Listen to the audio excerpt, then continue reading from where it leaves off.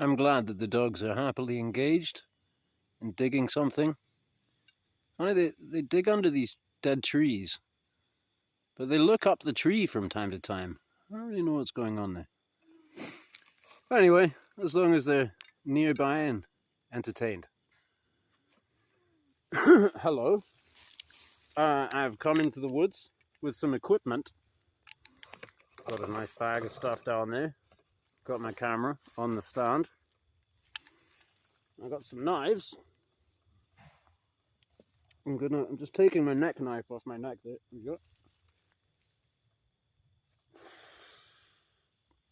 So, part objective of this video is to present the progress with this knife, kind of by way of the mod review.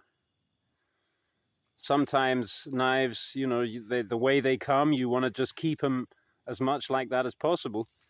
But sometimes you kind of develop that special bond and you want to make your little modifications. So here's the latest one I did, was I just drilled these 2 holes up here in the sheath, because before it was hanging this way, and because I'm coming around to grip it that way and having to pull it, you know, it's not quite as optimal as pulling it straight down. So I finally got around to doing that, and the twine that was on before was on its way out, so I found this leather thong, and it's just goes over my head. That's how I got it set up, so it took me a minute to get off. Now the regrind. Oh, so the sheath also, I'm going to request some advice from Jimbus Maximus or anyone who's watching who knows about kydex. I ground off some of the handle and the tang here, and so I got a bit of a wobbly fit now on my sheath. Now it's not actually a problem. The retention is still top notch, you know, because of the way that it's done with these wells in the handle here, which I don't suppose is also just for the kydex, you know. I think that's just part of the designer's design language, and it kind of, my argument is that hotspots make for grip. So the most comfortable handle in a way is a broom handle, but that's not a good knife handle. So the way that this gives this contouring, you know, I think it actually kind of improves the grip. And your index kind of goes nicely into that well there. And the regrind, it's a little goofy looking, but performance-wise, it does what I wanted. You know, it's we've got more of a forward kick. It's less wide down here. It's good for whittling kind of thing, you know. Like, let's say I'm gonna do this pull cut, you know. That works very nicely. Also, I noticed that the point works better now for cleaning under the fingernails. It's more pointy point than was on it before, because of raking in the cutting edge like that. Let me get the ram's foot. The OG ram's foot out of my pocket. Should be there.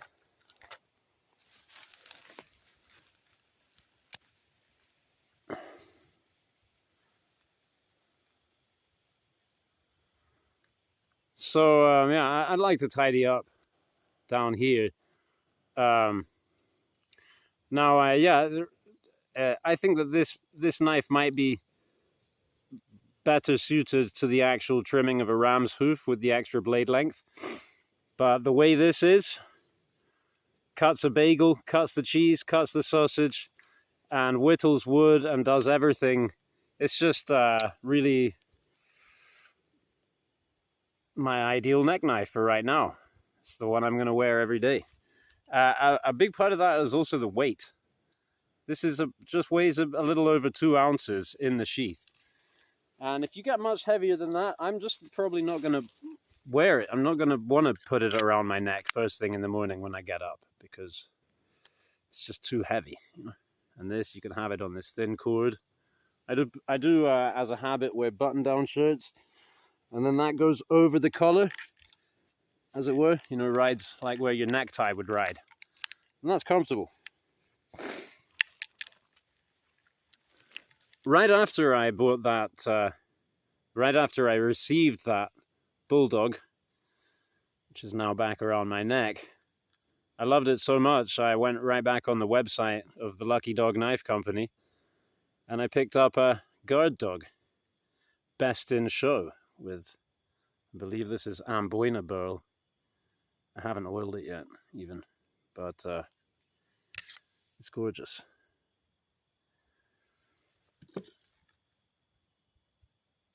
CPM 3V.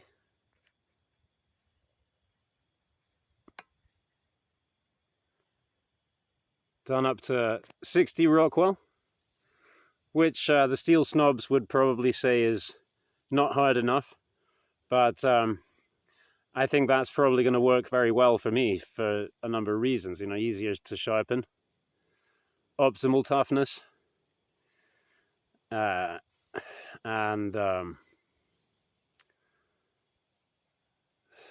I love this knife too.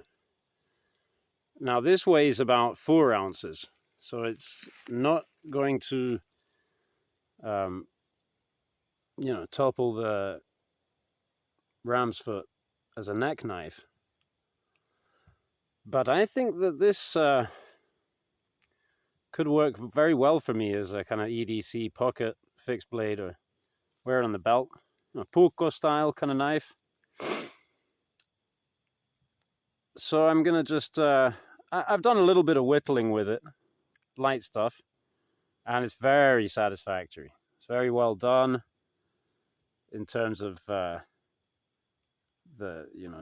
way that the grinds. Oh, I should say, I mean, now I can't really so much use this knife as an example of the grind because I've tampered with it so much, but look, I mean, the knife came out, the grinds were really very good for me, like very straight. There was no warping, there was very little bias or anything, just very neat and tidy, you know.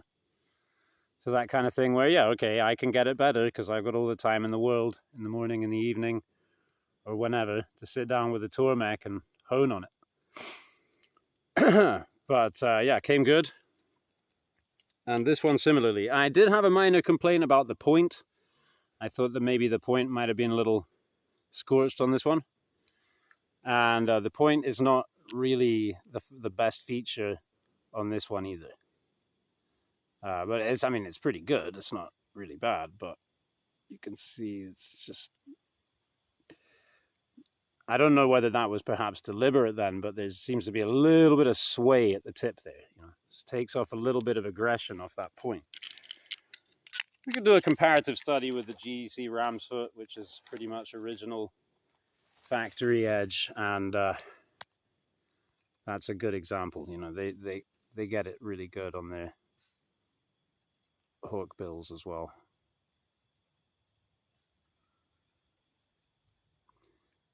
Anyway, that's not focusing well, is it? But I'm sure you take my point, whether or not it's justified. Now, blade pedant seal of approval. This knife is, the profile is given as a sheep's hawk because it's a little bit sheep's footy and it's a little bit hawkbill, but it isn't really either. Also, it has this, I'm not sure whether I would prefer it with or without this, but I think that it's there so that you can put your thumb in there when if you're whittling like this, or put your index in there if you're doing this kind of cut. I also thought perhaps, you know, it kind of invites a strike with a baton. I can't avoid that thought somehow. So that's what I'm going to do now. I'm talking too much.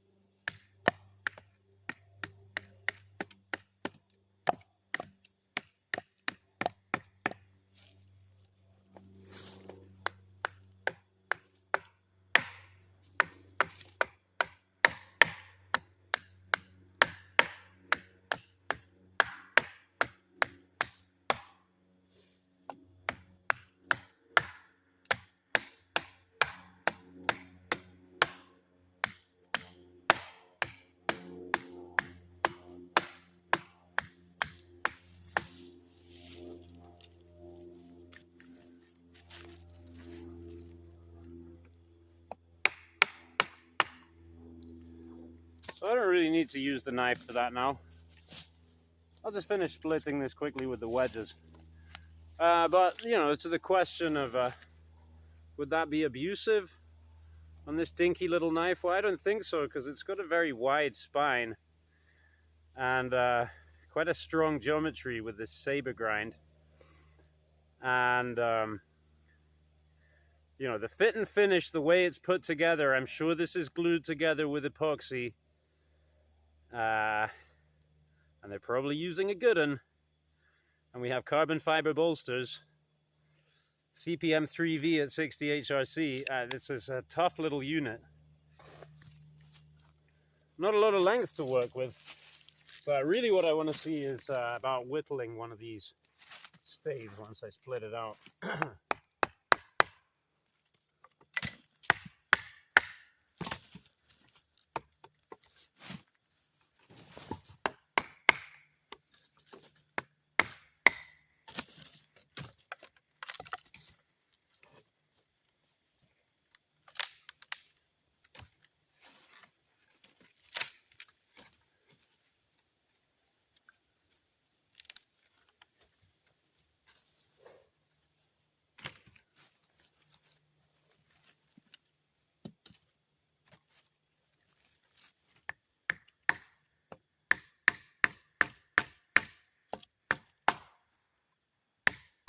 To help get us around this corner here.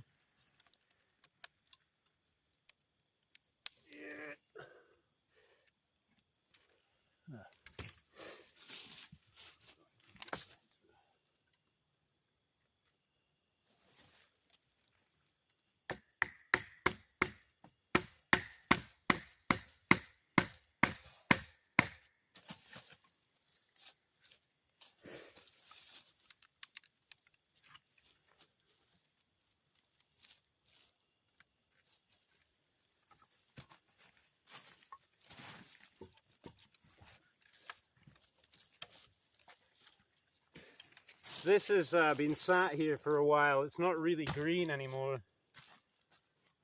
Might not be able to complete this split here without it running out. Okay, well, we got something to whittle on anyway.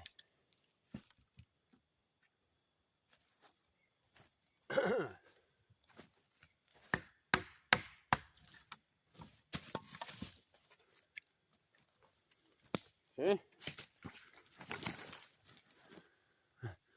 Certainly no wobble in the scales or anything. No damage on the edge. That was easy on the edge, but I did hit the thing pretty hard. So let's try the ram's foot again here. Now I have no choil. I can. This is a particularly an improvement for box cutting and maybe I was pointing that the wrong way. Box cutting and pruning. You don't really want that sharpening choil there. By my lights, just gets hung up on stuff. And there's more of an aggressive forward cant now on the cutting edge, going by the line of the hand, and the cutting edge starts quite far behind the index finger now. And that is suited to something like this, I reckon.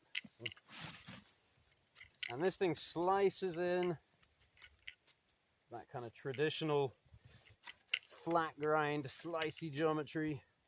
Raw. It really is a great wee knife for me. Also, the inclusion of this bead on the lanyard is brilliant. Gives you something to really grip onto with your pinky there in the 3-finger. Sometimes I go 2-finger, but you can actually pretty much get 4 fingers on it, but I find, yeah, the 3-finger with the pinky on that lanyard bead works pretty well.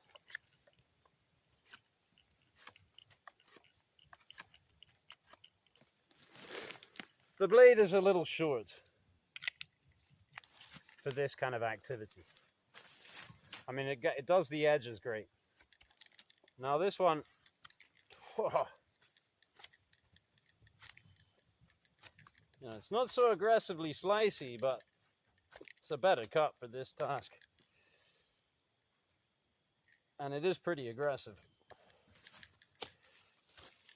I think also because of the recurve, that helps. That helps to bite and stay in the cut. And there's a feeling of stability, edge stability, I believe, that is somewhat lacking on the Bulldog.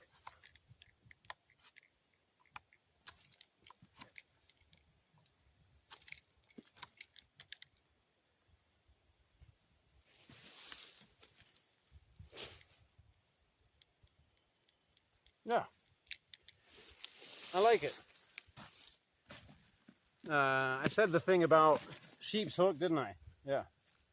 Well, shout out to Lucky Dog Knife Company. I like it. I like what they do. I'm not an expert. I am an amateur. I'm not sponsored by anyone. My channel's not monetized. But I like playing around with this stuff. And so I also brought a smoke that I put down somewhere, and I've really got to stop doing that because I never get it back. I brought the Tomes Machete that I used this morning, and I thought I might demonstrate something I figured out with the honing. Honing using a rod or a steel. So I got some nice rods here. These two are Wüsthof. This is, I think it's a 600 grit diamond, and it has this kind of oval profile. And this is a Wüsthof 800 grit blue ceramic. It's kind of gunged up, so it probably doesn't look very blue at the moment. I need to hit it with an eraser. And then I got this, I pulled out this old steel. It's a Wostenholm, Sheffield. Might be 100 years old, this thing. It's awesome. A really cool kind of bail on it. And just amazing. If honing rods could speak. So, yeah, what I figured out, I'm just going to move the camera quickly so I can stand up in front of the camera.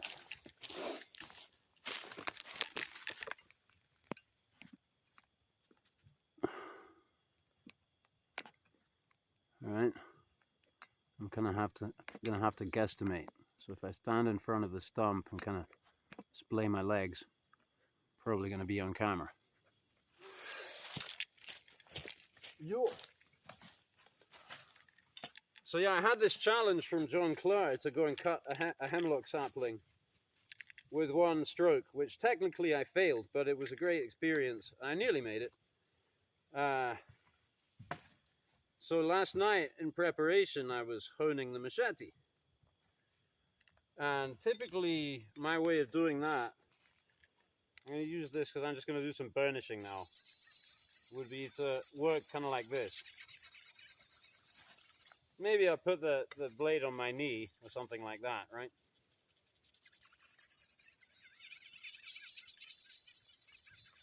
So I'm not on the edge right now. I'm not on the apex, right? I'm on the bevel, just polishing up, feeling my way in. Just match that a little on this side. Probably should have really cleaned this up first, but it actually kind of helps having the gunk on the blade because you can see where you're making contact with the steel.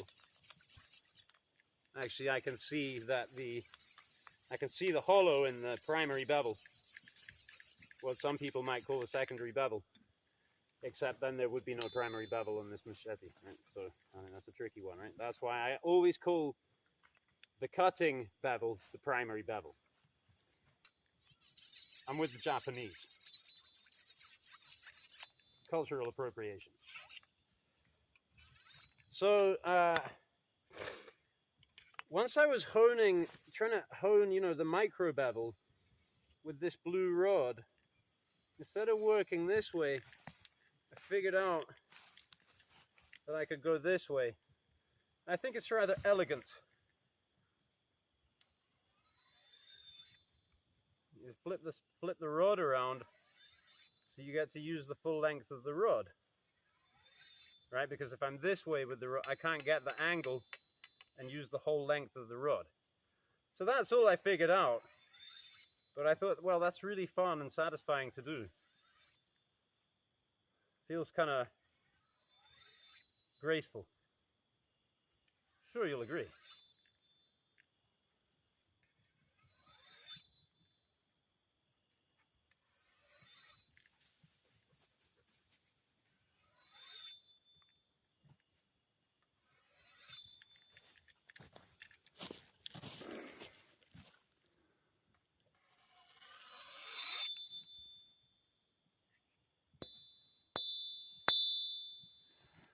Yeah, I think Pete Holmes put a pretty good heat treatment on this thing.